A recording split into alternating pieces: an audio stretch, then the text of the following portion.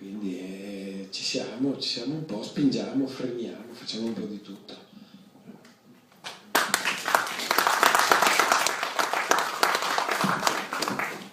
Non so se Michele Gottardi, ispirato dai nostri interventi, vuole come dire, intervenire nel tema, non voglio forzarlo, e vedo dei cenni, si vuole, se no lo costringiamo.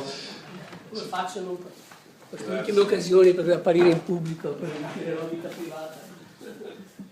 Io voglio solo salutarvi e ho ascoltato solo gli ultimi 20 minuti, quindi ecco. Poi se quando parla col Ferrari sono anche più che sufficienti, penso.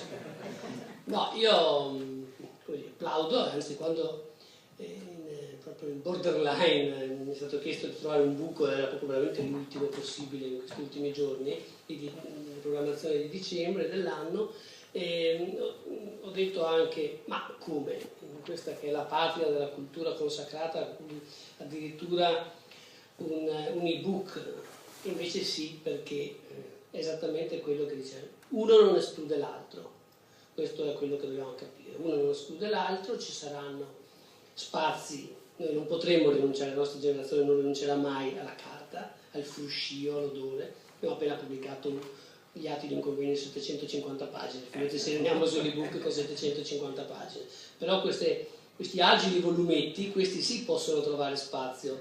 Ecco, ma al di là di questo che avete già detto tutti voi, volevo solo salutarvi e ringraziarvi di averci dato questa suggestione, anche un uomo così che forse si presta di più alla pubblicazione dei libri tradizionali. Grazie a tutti. Antonello Francica che